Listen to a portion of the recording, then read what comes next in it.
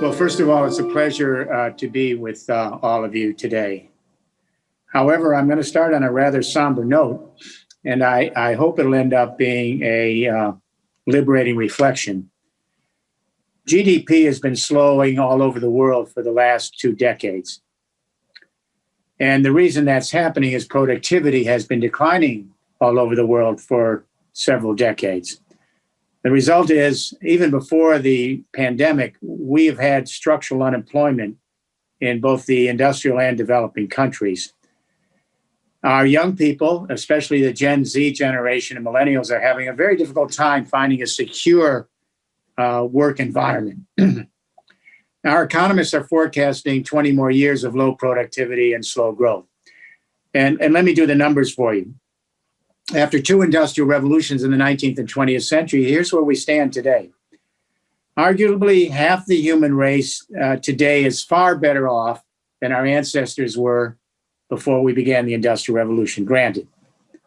I think it's also fair to say, however, that 45% of the human race today, making $5 a day or less, which is the poverty level, are no better off, and we might say in some cases worse off than when we began the industrial age. So while half the human race is doing better, the other half not so, the very wealthy have done very well.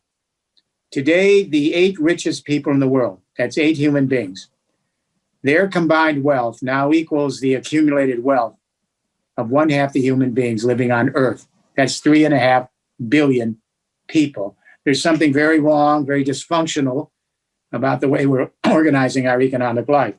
But now we have a more serious crisis.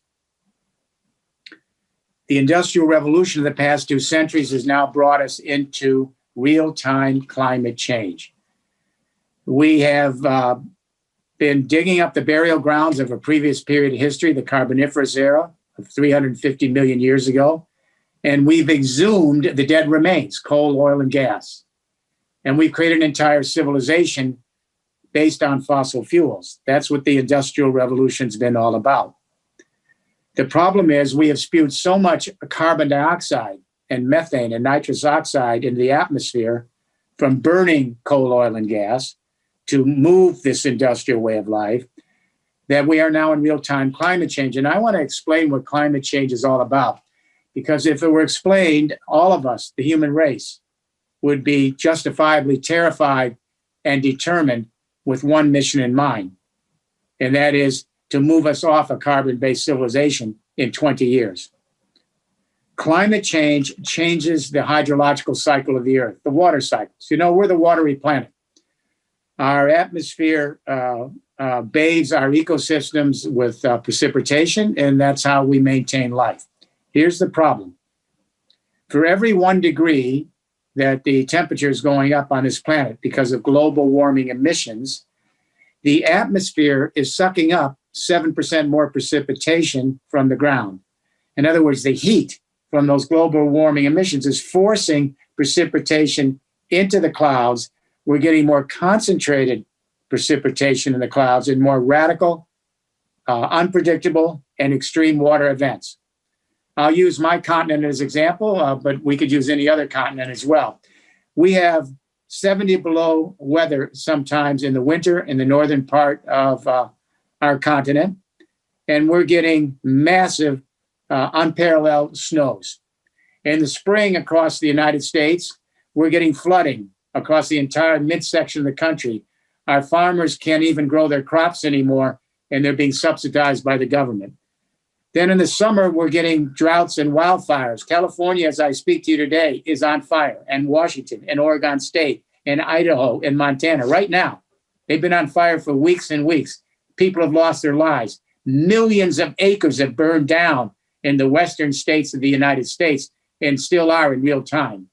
Then in the summer and fall, we get hurricanes. We've had 5 or 6 major hurricanes now in the last 2 months. The most recent hitting the Gulf Coast. Our ecosystems cannot catch up to this runaway shift in the precipitation and the water cycle. Our ecosystems are collapsing. And our species, which have evolved over millions of years, are in jeopardy. I want every parent listening to this and every young person starting to move into the workforce to listen to what I have to say now. Our scientists are telling us we are in the sixth extinction of life on Earth. Doesn't even make the headlines. The most important single story we've ever faced. There have been 5 mass extinctions of life on this planet over 450 million years, well before humans were ever here. And each time there was a change in the chemistry of the planet and very quick die out of the plant and animal life. On the average, 10 million years to get new life back on this little planet. We are now in the sixth extinction of life, and our scientists are telling us that we are likely to lose to extinction over half the species now inhabiting this Earth in the next 80 years. That's the lifetime of today's babies. The last time we had an extinction event of that magnitude was 65 million years ago. These are species that have been here for eons of time, and now our own species is in peril. So the United Nations Climate Panel has said to us, we have now 10 years left to begin a radical transformation of this civilization to move quickly to a zero emission society. We're already at 1 degree Celsius rise in temperature. If we go up 1.5 degrees, we're almost there. We will see a cascading series of climatology events that will take us into a world we can't recognize. So what do? We need a new economic vision for the world. It needs to be compelling. We need a game plan to deploy the vision. It needs to be quick, both in the developing countries and the industrial nations. We're going to have to be off a fossil fuel-based civilization, not low, off in 20 years. That's 1 generation.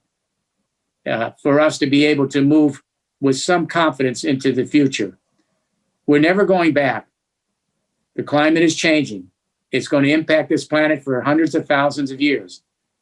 But the question is whether the human race is going to be able to survive in new ways. We are moving from the age of progress, which seems to be a chimera at this point. We're moving from the age of progress to the age of resilience, and that's what I want to talk about today. So we need to step back and ask, how do the great economic paradigm shifts in history occur? If we know how they occur, we're going to get a roadmap and a compass that can allow us and the next generation to navigate a new journey.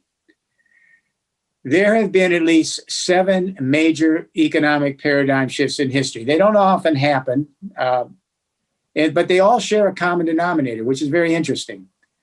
And that is, at a moment of time across a civilization, 3 defining technologies emerge and converge to create an infrastructure that fundamentally transforms the way society manages and communicates, powers, and moves its economic activity, its social life, and governance.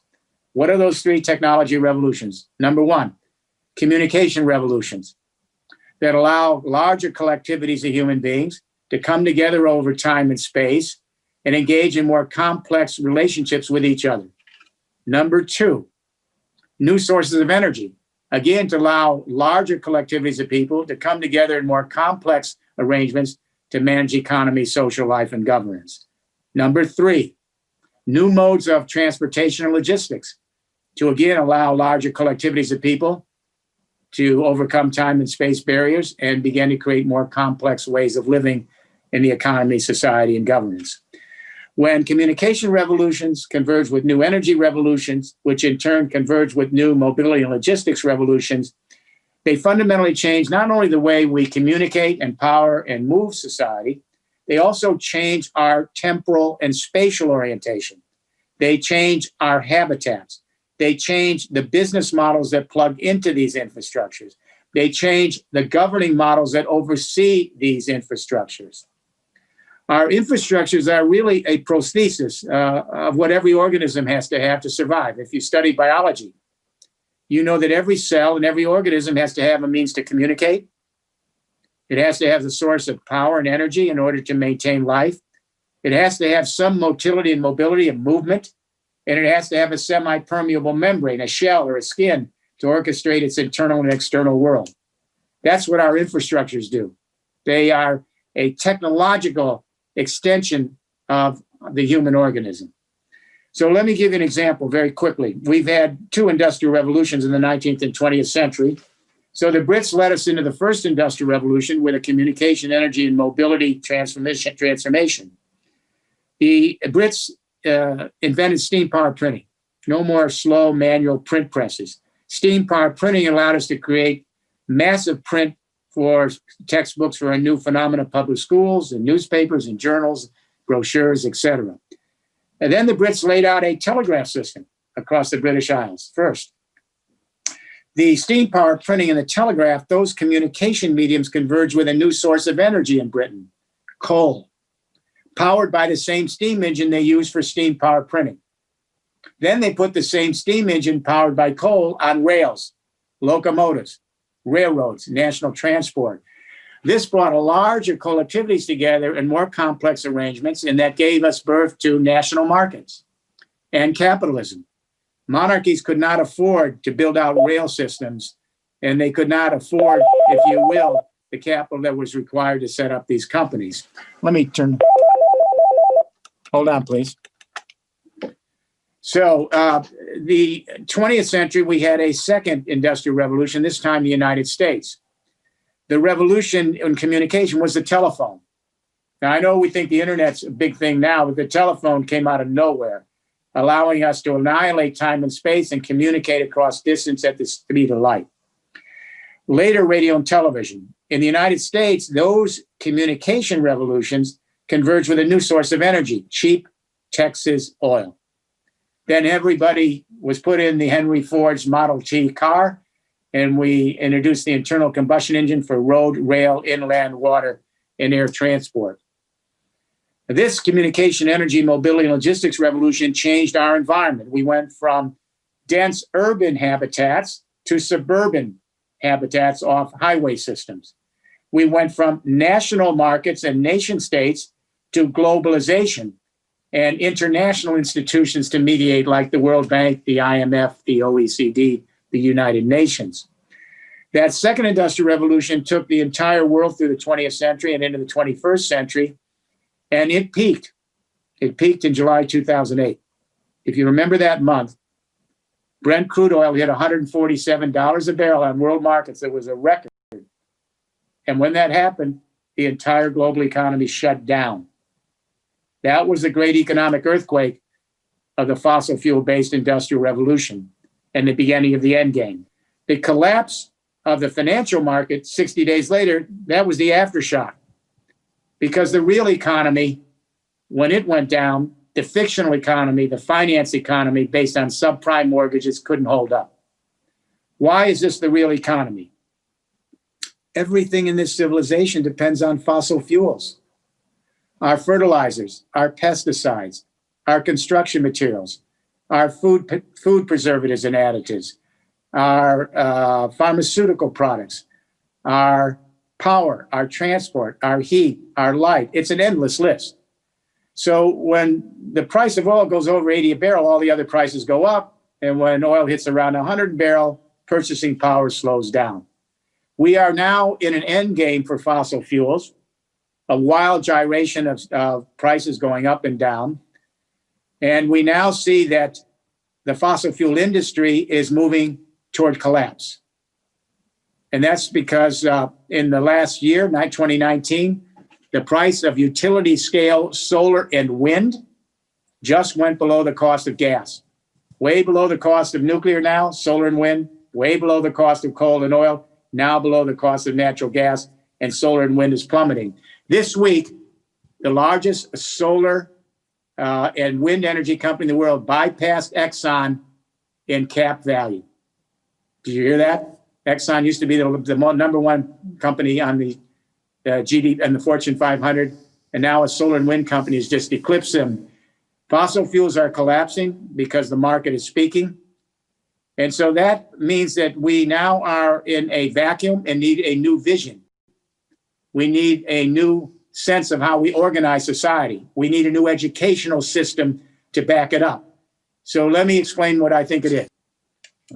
Back in when Chancellor Merkel came into office, she asked me to come to Berlin in the first couple of weeks of her government to help her address the question of how to grow the German economy and create jobs on her watch. The very first question I asked the Chancellor, I said, Madam Chancellor, how do you grow the German economy when your businesses are plugged into a second industrial revolution infrastructure of centralized telecommunication, fossil fuel nuclear power, internal combustion transport, and that infrastructure peaked in its aggregate efficiency in every industrial country over 15 or 20 years ago? So I said, you can have market reform, labor reform, and try to create a lot of startup companies, but as long as they're plugged into that 20th century infrastructure, it peaked in its aggregate efficiency and performance. There's no more we can get out of it. So on that first day with the Chancellor, we discussed a third industrial revolution, 3.0, that could take us from the age of progress to a resilient society. At the end of the day, the Chancellor said we will have that for Europe. I advise the European Union and have so for the last 20 years. So I'm going to lay out what that program is. We are seeing the convergence now of the communication, energy, and mobility and logistics in a new way. Now, the internet is in. That's the communication revolution. It's all digital. We have 4.5 billion people now connected in a communication revolution. We now have smartphones in Korea and China for $25 with more computing power than sent our astronauts to the moon. So we're connected. Now that digital communication revolution is just now converging with a digitized electricity internet. We now have millions and millions of players, homeowners, small businesses, cooperatives, local governments who are producing their own solar and wind electricity where they work, where they live, in their communities. And what they're not using, they're sending back on an increasingly digitized and smart electricity internet, sharing electricity with each other across countries and continents, using the same big data and analytics to share electricity that we use to share information, news, knowledge, and entertainment on the communication internet. The two are converging together, ICT, electricity, internet. Now those two internets are converging with a third internet, and that is a mobility and transportation logistics internet made up of electric and fuel cell vehicles powered by solar and wind electricity from the digital electricity internet. And those vehicles will be autonomous, no drivers in the next decade, managed by big data and analytics from the telecommunication and ICT internet. These three internets, when they converge, are a single system. It's an infrastructure that will bring the human race together in new ways and introduce new business models and new forms of governance and new sources of work, all of which are going to be overlaid on new approaches to education and learning, which is what we want to talk about. So on the upside, this digital smart infrastructure I've just laid out is connecting the human race in real time. It has the possibilities of democratizing commerce and trade, because now the technology, the digital technology, is so cheap that anyone, anywhere, in any region can begin to interact with other regions around the world with very low fixed and marginal cost on the internet. This is taking us from globalization to glocalization. All over the world, local communities and regions are engaging each other on platforms and beginning to move toward a more democratized form of commerce and trade. Globalization now will be here, and it's now being sped up because of the coronavirus, the COVID-19 pandemic, which I'll get to. So on the upside, we're bringing together the human race, and we're introducing the Internet of Things. Our buildings are being transformed into smart digital nodes. We are putting smart sensors in our agricultural fields, in factory floors, in smart homes, in smart automobiles, even in smart road systems and warehouses. They're picking up data. And increasingly, we're going to have data coming from sensors everywhere. This data then goes back to the communication internet, the electricity internet, and the mobility internet to better communicate, power, and move our day-to-day life in a more globalized world. We are connecting the human race. That's across all the boundaries and borders. Now, that's the upside. The downside is the dark net. How do we deal with network neutrality when everyone's digitally connected? How do we ensure governments do not purloin this global infrastructure to interfere in the elections of other governments already happening? How do we ensure data security? How do we ensure network neutrality so everyone has access and can opt in and out of the system at will? How do we make sure that our data isn't used by big internet companies to take over our agency and we become, if you will, a commodity for their buying and their selling systems? The dark nets are very impressive in the European Union. We are working to make sure that the dark net does not prevail, that we can provide the appropriate securities to ensure that everyone participates, no one's left behind, and no institution determines the fate of humanity. So the infrastructure we're putting in is going to change the business model. We are moving toward a new business model because the productivity of this system is so robust that it's not only reducing fixed costs, it's reducing marginal costs. Now, in economics, we teach that the optimum market is where you sell at marginal cost. Marginal cost is the cost of putting out each product or unit after you pay your fixed cost. So we always say, you want to get to cheaper marginal cost to win over consumers with better prices. It's just we never expected the digital revolution. And the digital revolution is so impressive in terms of its aggregate efficiency that it's plunging the marginal cost. When marginal cost in business get very low, profits can suffer. What this is doing is it's moving us into a new economic system beyond the capitalism we know. And it's coming from the inside of the capitalist system as well as outside. Market capitalism is too slow for a network digital world. In markets, you have a seller, a buyer, they come together, they negotiate a price, the good or service is transferred, and then they're over.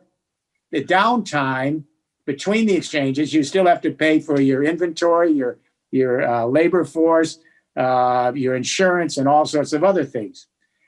In a world that's sped up with digital interconnections, you cannot make your marginal cost in exchanges and markets. We are moving from markets to networks. We're moving from transactions to flows. We're moving from ownership to access. We're moving from sellers and buyers and net platforms to providers and users and networks. We're moving from GDP to quality of life indicators. We're moving from productivity to regenerativity. These are huge changes brought on by the digital revolution. It changes the business models. And we might hopefully talk about that in the Q&A session. So what we have here is not only is marginal cost getting lower, which is moving us to networks, because in networks, even at low marginal cost, since you're always engaged 24/7, it's an access economy. It's a provider-user network. So there's no downtime. There's no transactions. There's no times where you're not engaged. So even at a low marginal cost, if you are engaged in platforms that allow you to have 24/7 flow of services between providers and users, because there's no downtime, even at low marginal cost, you can prevail. Some of the marginal costs are getting so low now, it's leading to near zero for some goods and services.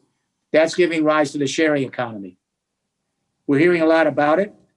This is the first new economic system to enter the world stage since capitalism in the 18th century and socialism in the 19th century. It's a profound event.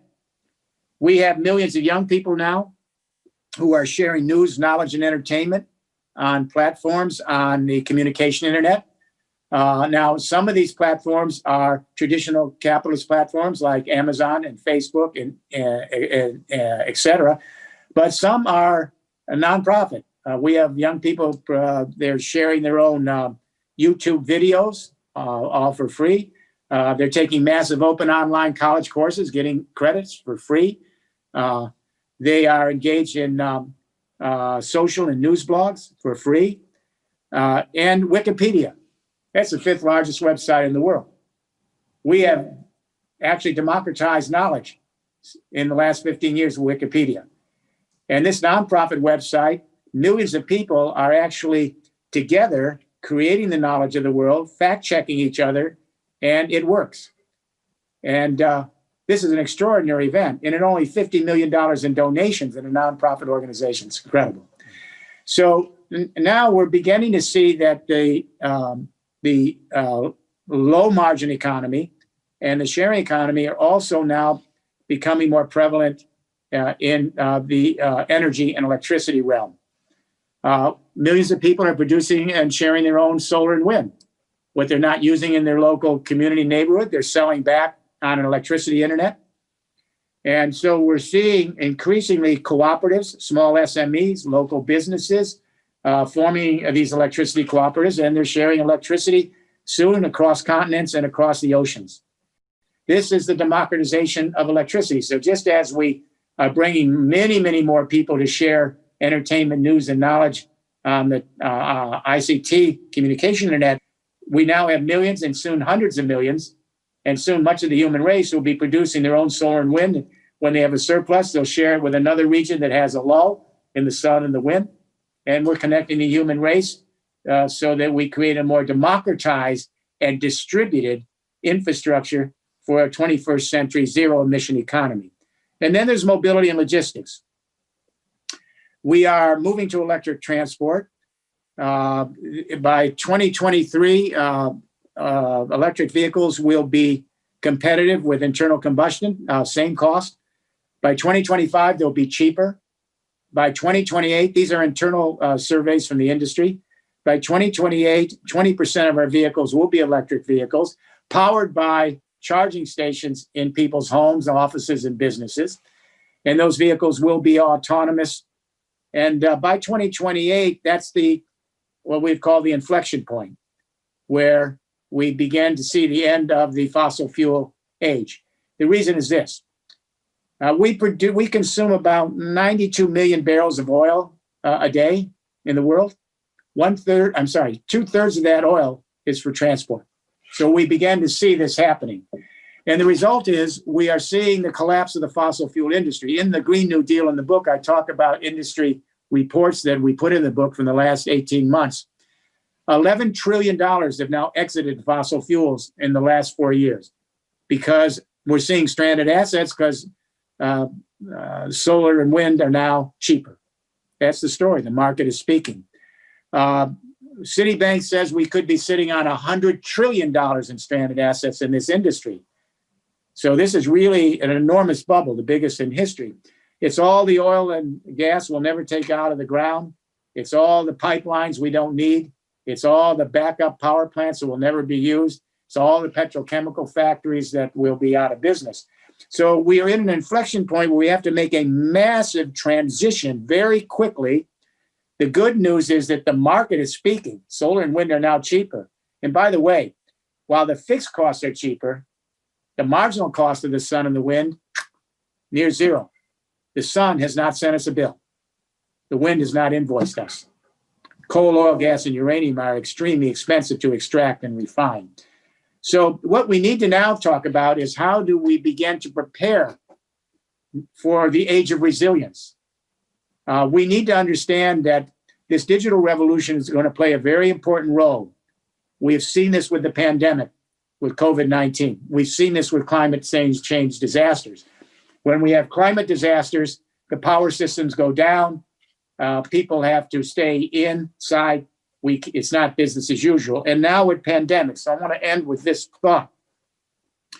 This pandemic we're facing is not one-off. We've had at least 5 major pandemics in the last 7 or 8 years: Ebola and swine fever and Zika, etc. The reason we're having these pandemics is twofold. One, the wilderness is now disappearing. A century ago, 87% of the planet was still in wilderness when my mother was born in 1911. Today, only 22% of the whole planet is still wild.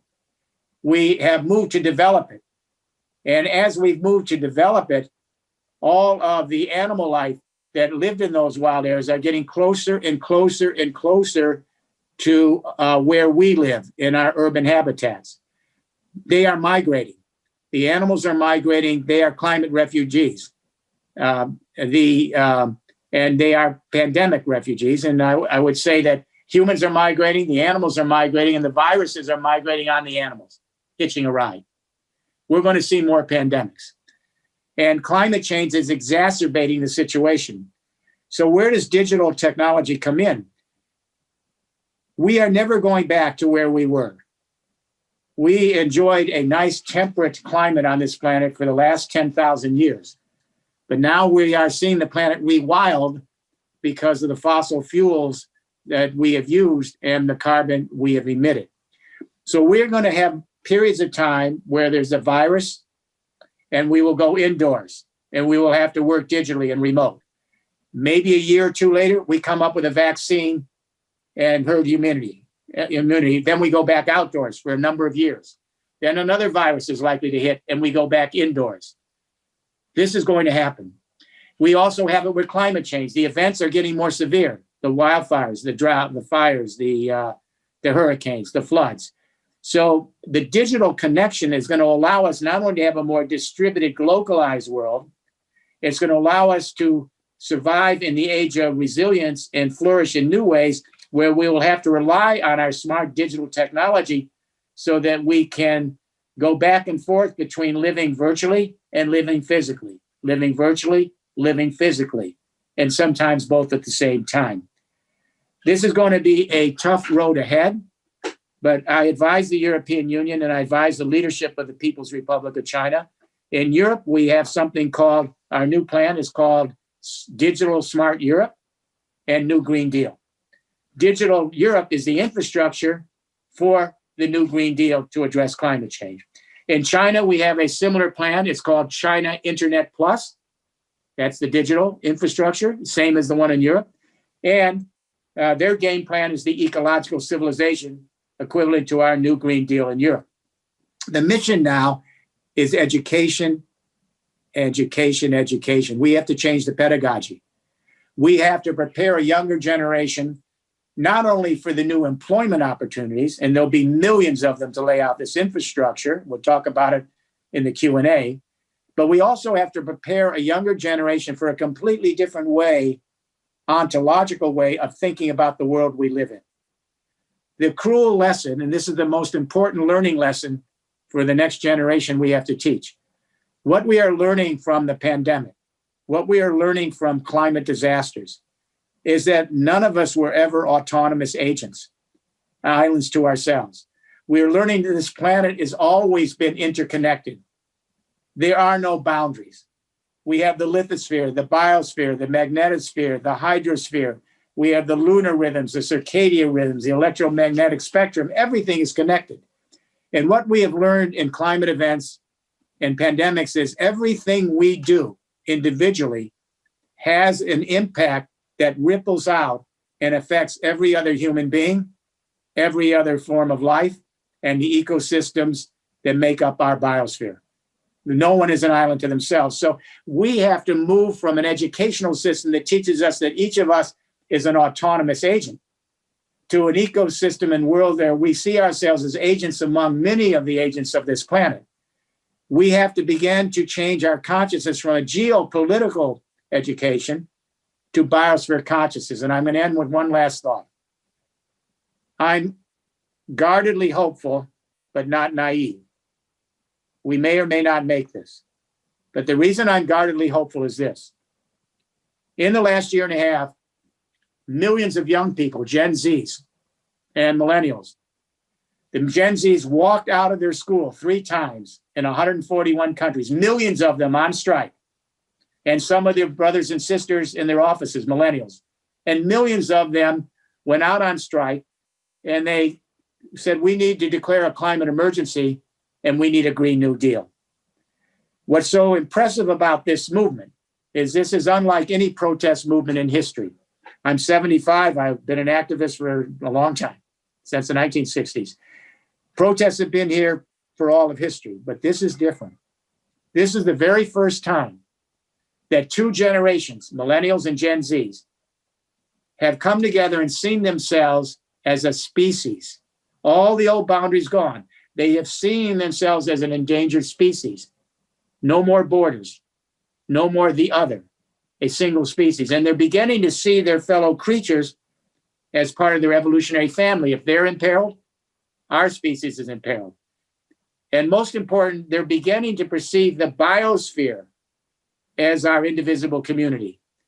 That doesn't mean that they still aren't going to have affiliations with their nation state, with their local regions, with their religious preferences, with their family and relationships.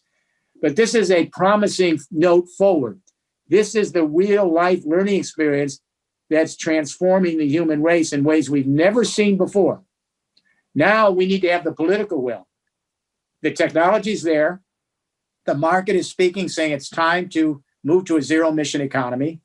Now we have to have the political will in each region and community to organize ourselves and lay out this new infrastructure, transform our schooling system, prepare the next generation now for the digital infrastructure skills and the larger learning experiences they will need to be able to live as part of a resilient society based on trying to live more softly and carefully with the biosphere in which we all inhabit as an indivisible community. It's a tremendous task, but we have no choice, and it should begin now. Thank you very much, Mr. Rifkin. It's a pleasure to hear you and to see you again. I have some question from your speech. It's always interesting. I have the cover of Telos with your picture here, as you see. No optimistic. I look a little younger there. No, really. No optimistic, neither pessimistic. How do you feel in this moment living the pandemic? It does no good. I want everyone to hear this, to be either optimistic or pessimistic. I've learned that as an activist for 50 years. If you're optimistic, you just wait around for the good news. It's inevitable, you think. If you're pessimistic, you get what you pay for. If you think you're pessimistic, you'll get it. I think it's better to be hopeful, but not naive. It's better to understand the enormity of this task and not kid ourselves. It's better to understand that we are never going back to where we were. We are in a planet that is rewilding in unpredictable ways. But then it's really important for us to understand that we are the most social creature. We have the biggest neocortex. Our neural circuitry is built for empathy. That's our basic neural circuitry, not greed, not brutality, not a dog-eat-dog world. We are actually in our neural circuitry built for empathy. We are a social creature. And sometimes when that's lost or not properly inculcated by our families and our educational system and our forms of governance, then the more brutal parts of life prevail. But that's our strong suit.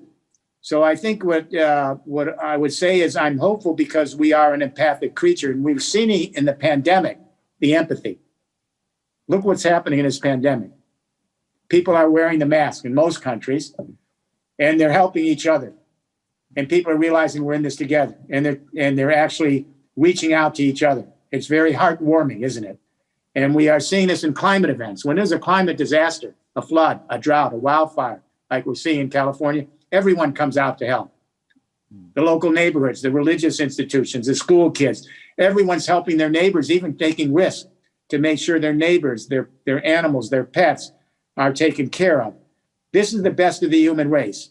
So what I'm saying is the pandemic and climate change is bringing out the empathic side of the human race.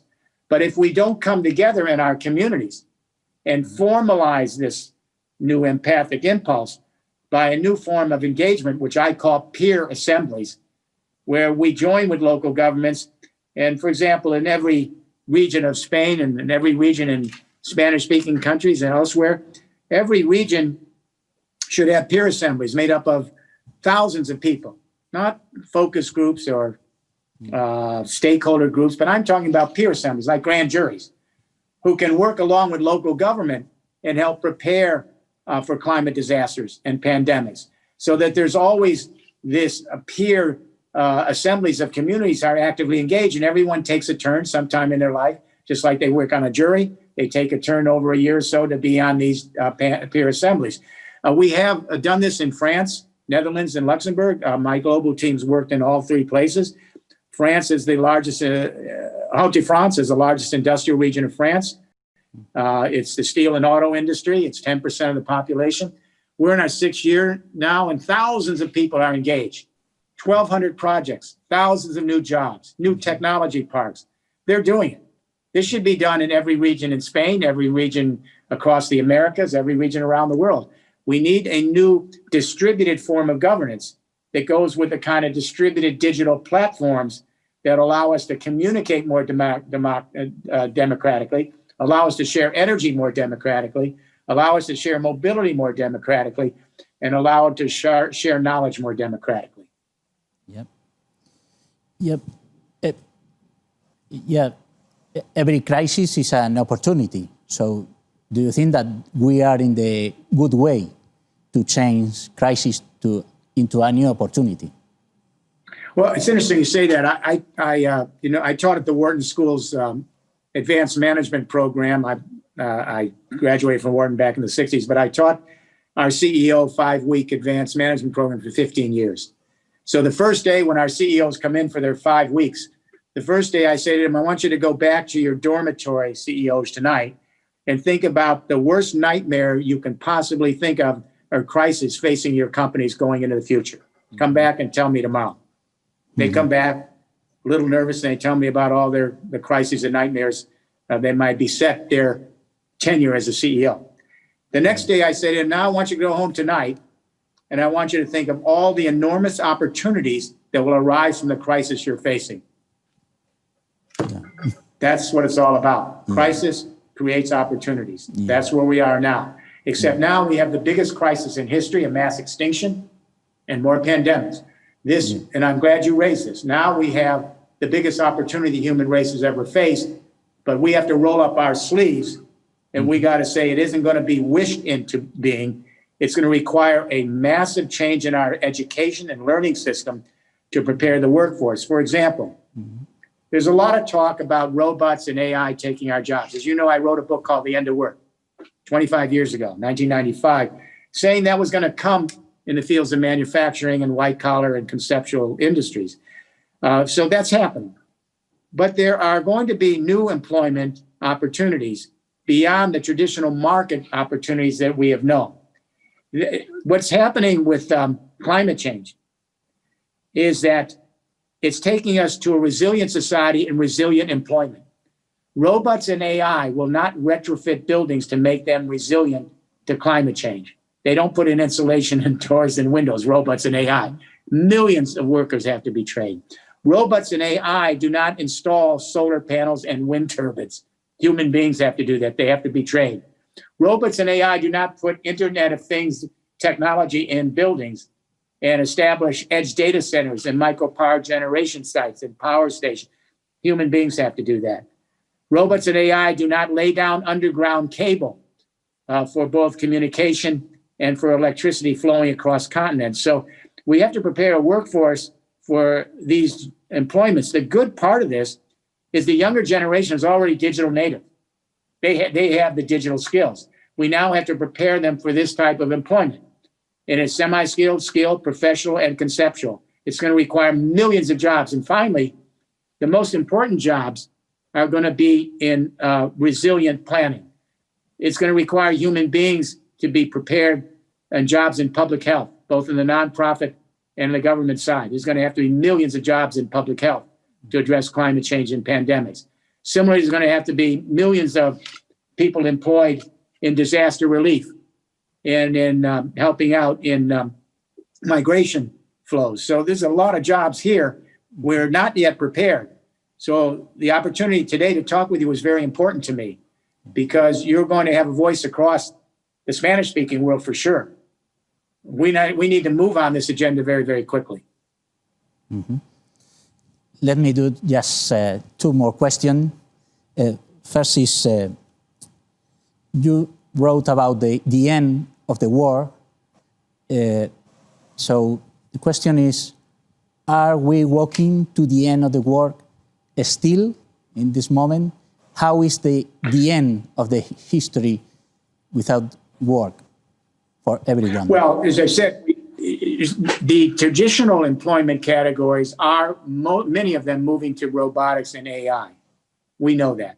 First, it was the factory jobs moving to robotics and AI. Then it was the white-collar service industries now moving to digital platforms, whether in retail and even grocery shopping, et cetera. And now we're seeing it among knowledge workers, even high-end knowledge workers, where AI is substituting and algorithm governance is substituting. Having said that, there's massive new employment opening up, as I say, in the resilient economy, in public health and disaster relief, in dealing with migration flows, in retrofitting and construction of buildings, and putting up solar and wind. It's just endless amount of employment opportunities, and we got to really prepare quickly for them. There's going to be plenty of work to do. Robots and AI will not be the essential workforce of a resilient society. They're not going to be on the front line dealing with pandemics and climate events. Human beings are. And it's much more sophisticated work. This is the kind of work in the public sphere that requires intelligence. It requires empathy. It requires collaboration. It requires that the best of our social being comes out. It's very different work than just being an attendant on an assembly line or driving a truck. It's much more difficult work. What we have learned also with the pandemic is the most important workers, it turns out, were the ones we didn't pay attention to, the essential workers that picked up our garbage, that handled our public health needs, that were first responders. And so we're really understanding what the important jobs are, and robots will not do those kinds of jobs. Absolutely not. Just a few minutes to remark some of your message. You said that we will see new pandemics. Could we do something to avoid it? We could. What we need to do is rewild. I'm so glad you asked this. No one asked this. We need to rewild one half the earth. Let it go. And that is that we are only 1/2 of 1% of the biomass of the world. The human species is 1/2 of 1%. We use about of the biomass of the world, but we're now using much of the what we call net primary production, the photosynthesis of the planet. We're using, I think, about 1/3 of the photosynthesis of the planet, and the projections are that we'll be using well over half the photosynthesis of the planet, even though we're only 1/2 of 1% of the biomass. That means there's nothing less for the other species. But we rely on the plant and animal life for our existence. If they go, we go. If the soil base is denuded, there's nothing for any of us, all right, because of what we're doing at this point in time. So I think the key here is to understand that our fate is bound up in the indivisibility that we have with our fellow creatures, our ecosystems, and the biosphere we live in. That's the big lesson here. I think we can turn it around, but we're going to have to let a lot of the planet rewild. We're going to have to change some of our urban existence. We need urban life, but it has to be more distributed. And we're going to have to, each of us, see our responsibility in the regions we live in being the stewards of our 19 kilometers of the biosphere. It isn't going to be a centralized solution for the world. Every region has to take responsibility for that 19 kilometers of the biosphere, from the stratosphere to the soil and the water, where all of life interacts with the spheres of the planet to maintain this miracle called life on Earth. This is a big task, but this has to be done. If we can begin to allow part of the planet to rewild, if we can learn to live more lightly, if we can learn not to overconsume, if we can learn to if I should say, be in balance with the ability of the planet to rejuvenate itself, then we have a future to look forward to. It's a big task, but it can be done. One last thing. People say, can we do it in time? Yes, technically and commercially we can. The first industrial revolution in the 19th century took place in 30 years. Between 1865, 1870, and the end of the century, we laid a railroad system across the entire continent for transport. We laid a telegraph system across the continent for communication. We laid coal across the continent for energy. We set up a homesteading act that ceded 10% of the public land to people to live and create their homes and their businesses. And we set up public universities.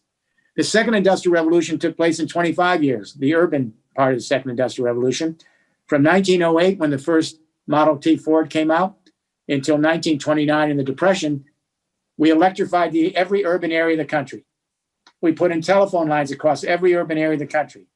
We put out millions of vehicles and laid out road systems and put in pipelines and filling stations. We did it all in 25 years. The third industrial revolution, 3.0, the resilient society, can be laid out in 20 years. In my consortium, we have a consortium of industries and businesses and scientists and engineers around the world in our consortium. We've run the numbers. We believe that the 3.0 infrastructure can be put down in 20 years across every country. The technology is right, the market is there, and the money is there. There are trillions and trillions of dollars that have exited the fossil fuel culture sitting in US treasuries at zero interest rates. What they need is scaled projects across every region so that we can make this infrastructure shift into a digital smart infrastructure in a zero emission world. So what I would say to all the young people is it's a steep learning curve. You are going to be responsible for this learning curve. You're going to have to take it upon yourselves to quickly begin to collaborate with each other on a new way of learning, a new way of engaging each other more empathically, a new way of using your digital skills to connect in a more distributed fashion in a more globalized world. And always keeping in mind that that digital technology that you're using is going to be instrumental in allowing the human race to communicate, to power, to move itself into the 21st, 22nd, and 23rd centuries. But you're going to have to make sure that that infrastructure is in the hands of the people. It's got to be public infrastructure. It's got to be controlled by local communities. And then we can connect with each other across continents, across oceans, and live in a much more distributed and lateralized and democratic and sustainable and just world. It's going to be up to all the young people. And it's now your time to show what the human race is capable of, to make this great transition and hopefully allow the planet to rewild, to find itself in new ways, and allow us to find our place in hopefully a new flourishing biosphere. This is our task. What we do today will impact generations literally for thousands and thousands of years. It's our turn now. It's your turn, I should say. Thank you. Thank you. There is no best message to finish this conversation. Education, education, education is your receipt for the future. And to finish, I would like to ask you a message to young people in a tweet, a short message for the future. What I would say to all the young people, have hope, but also take every sinew of your body and mind and engage this in one task, and that is to save life on Earth, to save this beautiful experiment in the universe. Make this your life's mission. Pass this to your children and grandchildren. Over the next 80 years, we have 3 generations that'll emerge. And it's up to the current generation, the Gen Z and millennials. You have to show what the human race can do to make this planet livable again so that future generations can have the opportunity to enjoy this miracle called life on this planet. Thank you very much, Mr. Rifkin. A pleasure, always a big pleasure. My pleasure to see you. Thank you so much for the opportunity. Thank you, everybody.